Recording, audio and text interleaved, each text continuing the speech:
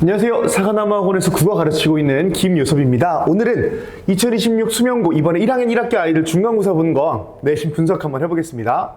일단 총평부터 해볼 건데요. 난이도는 저는 중을 정도로 잡았습니다. 1컷을 아직 학교에서 발표를 안 했는데 제 생각에는 80점 극후반 아니면 90점 초반 이렇게 제가 범위를 잡고는 있습니다. 개념의 정확한 이해가 중요했던 시험이었습니다. 그리고 선지의 외부 지문이 꽤 나왔습니다. 요거 평소 수명고답지 않은 식의 문제들이 좀 등장한 게 특징이었고요. 기역, 니은, 디귿형 문제와 높은 배점은 기존 수명고의 특징이었습니다. 그런데 기역, 니은, 디귿형 문제가 꽤 많이 등장한 게 이번에 좀 특징 중에 하나였습니다. 시험 유형부터 보겠습니다. 첫 번째 제가 말씀드렸던 시험 유형인 개념의 완벽한 이해가 중요했던 시험이다 입니다. 현대시 쪽 난이도가 높았어요. 현대시, 수필, 소설 이런 것들이 등장을 했는데 다른 것들에 비해서 난이도가 조금 높았다라고 느꼈던 건 현대시, 운문문화 쪽이 좀 난이도가 높았고요. 표현법에 대해서 물어보는 문제가 나왔습니다. 그 뒤에 보면은 1번 문제, 5번 문제 이렇게 제가 몇 가지만 적어봤는데 동적 심상이라든지 특정 종결 표현, 시간의 흐름, 인식의 확장, 두시어의 대조 같은 개념어를 활용하여 선지를 구성했고요. 그 선지를 구성하는 것을 넘어서서 그 뒤에 나오는 선지가 옳은 선지인지 틀린 선지인지까지 파악을 했어야 되는 시험이었거든요. 그러니까 특히 1번 문제 같은 경우에는 앞에 있는 표현법은 맞는데 뒤에 있는 내용이 틀렸기 때문에 선지가 틀린 게 된 문제들도 좀 있었습니다. 그런 식으로 개념어를 기본적으로 알고 이 표현법이 정확하게 등장하고 있는지를 확인하는 문제들이 좀 있었고 여기서 아이들이 좀 어려움을 느꼈을 가능성이 있습니다. 특히 개념어 학습이 제대로 되지 않은 친구들, 중학교 정도의 개념어 정도를 아는 친구들은 조금 어려운 시험일 수 있었다. 특히 뒤에 표현법 나오는 문제에 저희가 중학교 때는 공감각적 심상이라는 말은 배우거든요. 근데 감각의 전이라는 말로 바꿔버려요. 그러니까 공감각은 감각의 전이랑 똑같은 말입니다. 그런데 그거를 학교 시험에서 공감각적이라는 말을 빼버리고 감각의 전이만 해버리는 거죠. 공감각적이라는 말을 아는 친구들도 시험장에서 감각의 전이를 찾아라 라고 한다면 당황할 수 있는 문제들이 간혹 등장을 했습니다. 두 번째 제가 잡은 시험 유형은 외부 지문의 비중이 상승했다는 겁니다. 선지를 외부 지문으로 구성한 네 문제가 등장을 했습니다. 그래서요.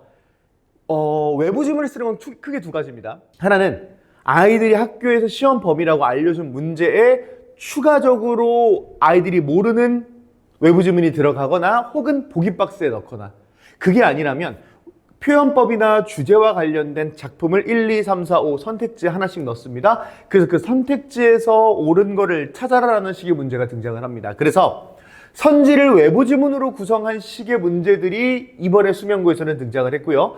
보기 박스나 새로운 지문이 나오는 문제는 없었습니다.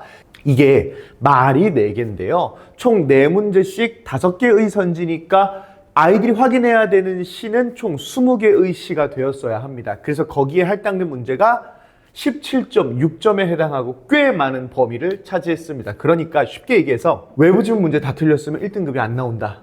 이렇게 보시면 좀 이야기가 편할 것 같습니다. 거기에 화자, 작가 인식 문제 2개, 표현 방식 2개 해가지고 총 4문제가 나왔고요. 외부 지문들을 명확하게 해석하는 능력이 필요합니다. 그래서 초반에는 제가 아이들 이해를 시킨 다음에 그 다음에 하는 작업 중에 많은 문제를 풀리게 되는 작업이 있습니다. 그 문제에서 아이들이 다양한 외부 지문을 접하게 돼요. 그 외부 지문을 접하면서 아이들이 이 작품과 이 작품 요 연관성이 있구나, 이 작품과 이 작품은 뭐가 틀리구나 다르구나를 확인할 수 있거든요.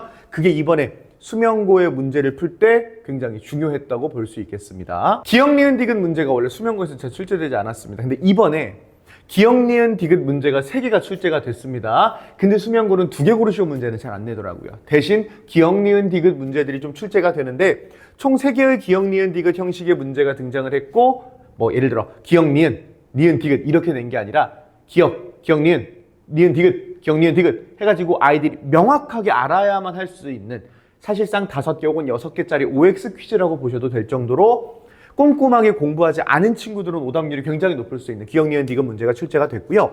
비교하는 형식, 가랑 나를 비교하거나 이렇게 하는 것보다는 여기에 이게 등장하니? 나에는 이게 등장하니? 다에는 이게 등장하니? 라는 식으로 하나하나 꼼꼼하게 확인해야 되는 문제들로 기역, 니은, 디귿이 구성이 돼 있고 총 3개 나왔다고 했죠. 시어 확인하는 문제 하나 나왔고요. 갈래 확인. 요건 제가 아이들한테 나올 것 같다고 꼭 얘기를 했는데 요거를 기억, 니은, 디귿 문제로 출제를 하시더라고요. 예를 들어 시나리오. 이번에 극갈래가 시나리오가 아니라 희곡 작품이 하나, 파수꾼이라는 작품이 들어갔는데 나라면 수명고는 원래 갈래 물어보는 걸 되게 좋아해. 그래서 나는 극갈래가 나올 것 같아 라고 해서 아이들에게 얘기를 했고 요게 기억, 니은, 디귿, 리을, 미음으로 해가지고 옳은 거 몇 개인지 찾는 문제로 출제가 되어서 아이들 대부분 정답 처리가 되었고요. 공통점 파악 문제가 등장을 했는데요. 공통점 파악 문제는 가작품과 나작품에서 공통점이 몇 개냐? 그러면서 기억, 니은, 디귿, 리을, 주소, 구속에 찾아라라는 식으로 문제가 등장을 했습니다. 꼼꼼하게 공부하지 않은 친구들, 그냥 대충 이해만 하고 넘어갔던 친구들은 여기서 많이 틀렸을 가능성이 큽니다. 모의고사 비중은 적습니다. 모의고사가 들어가기는 했어요. 처음에 3월 모의고사 문학이 다 들어간다라 그랬다가 고전소설 빠졌다가 고전시가 빠졌다고 하면서 별로 남은 게 없긴 하거든요. 모의고사가 시험 범위에 들어가긴 했으나 모의고사 작품들이 처음에는 많이 들어간다고 했다가 나중에는 줄어들었고요. 기말도 모의고사 작품이 들어가기는 할 것 같습니다. 이 얘기는 좀 이따가 뒤에서 좀 더 해보도록 하겠습니다. 그럼 제가 내신 대비 어떻게 하고 있는지 간단하게 설명해 드리면 아이들 문제 푸는 것들 전부 다 이런 식으로 손필기로 드리고요. 매주 복수 테스트를 치르려고 하고 있습니다. 그런데 진도를 조금 빠르게 나가야 될 경우에는 복수 테스트를 뒤쪽으로 밀어두고 내용적인 부분을 수업을 진행을 하고요. 매주 복수 테스트를 진행하면 부모님들한테 카톡으로 이런 식으로 진행이 됩니다. 여기서 좀 재밌는 게 아이들 뭐 시험 어땠는지, 평균은 어땠고, 최고 점수는 몇 점이고, 학생의 성적은 어땠는지, 내 아이가 틀린 문제가 남들도 다 틀린 문제인지 우리 아이만 틀린 문제인지, 그리고 여기는 이제 뭐 출석, 과제 뭐 이런 것들이 들어가는 건데 과제가 2개인 게 조금 특이하죠. 저는 과제를 인터넷으로 2번 검사를 합니다. 예를 들어 저희 수업이 목요일인데요. 목요일날 아이들에게 숙제 검사를 한다라고 하면 아이들은 숙제를 수요일날 합니다. 너무 꼴보기 싫은 거예요. 그래서 어떻게 하냐? 매주 숙제 영상을 2번 올려야 돼요. 그러니까 목요일날 수업이면 뭐 수요일날 한 번, 토요일날 한 번 인터넷에 업로드를 하고 제가 그걸 검사를 해서 뭐 여기에 쿠키를 주기는 합니다. 이 쿠키를 받으면 제가 아이들이 숙제를 잘해오고 있구나를 판단할 수 있고 뭐 쿠키가 많다고 뭐 아이들이 기분이 좋죠.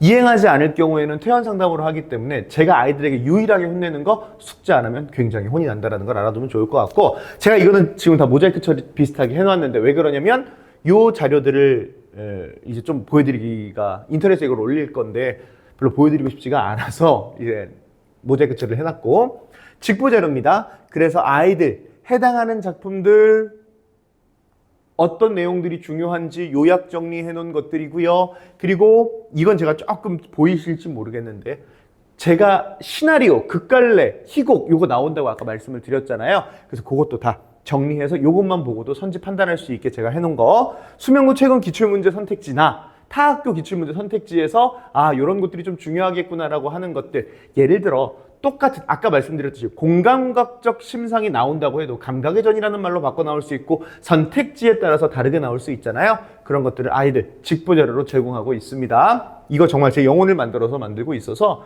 만들 때마다 수명이 한 1년씩 깎이는 기분입니다.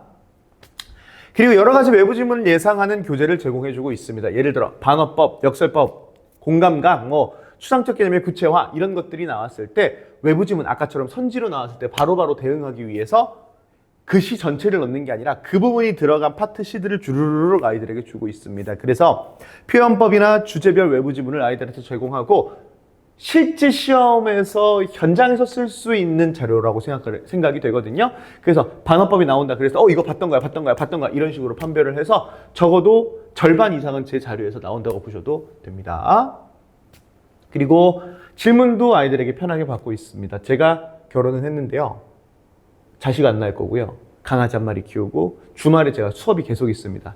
결혼식 뭐 이런 것도 못 가서 친구도 없습니다. 아이들이 제 친구예요. 그래서 아이들이 편하게 저한테 질문해주면 특히 시험 기간 같은 때는 제가 바로바로 답장을 해주거나 혹은 제가 수업 중이거나 그러면 집에 가서 새벽이라도 아이들 답장해주고 있습니다. 편하게 제가 아이들을 대해야 아이들도 편하게 질문을 할 수 있을 것 같아서 최대한 편하게 지내면서 제가 먼저 연락도 자주 하고 그러고 있습니다. 그렇다면 좀 궁금하실 거 기말고사는 어떻게 될까요? 기말고사는요. 난이도 유지될 것 같습니다. 난이도를 선생님 입장에서 아마 유지하실 것 같아요. 그런데 85점 정도의 1컷이 잡힐 것 같아요. 선생님은 이 정도는 중간고사랑 비슷할 것 같아 라고 내시겠지만 85점으로 잡히는 이유가 모의고사도 출제가 되겠지만 문법이에요. 이번 수명고 시험에 중간고사에는 문법이 없었습니다. 기말에 문법이 들어가요. 특히 의문의 변동이 들어갑니다. 그거 이번에 수업해서 아이들 오는 자료 보니까 꽤 꼼꼼하게 수업을 하고 계세요. 거기서 난이도를 조금 높이시지 않을까. 난이도를 높이는데 선생님이 난이도를 조금 높인다고 해도 아이들에게는 이게 이만큼처럼 느껴질 수도 있는 거거든요. 그래서 문법이 들어갈 경우에는 컷이 조금 낮아지는 경향이 보이기 때문에 1컷은 조금 떨어질 수 있다. 대신 문법적으로 난이도가 좀 아이들이 느껴지기에 높아질 수 있다라는 건 기억을 해두시면 좋을 것 같고 이 부분을 완벽하게 파악을 해주셔야 될 것 같습니다.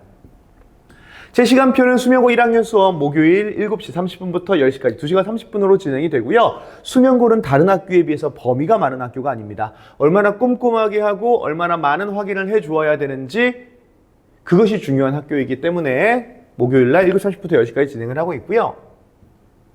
국어가 저한테 배우는 아이들에게 자신감이 되었으면 좋겠습니다. 지금까지 사과나무학원 국어 김요섭이었고요. 나중에 강의실에서 뵙겠습니다. 감사합니다.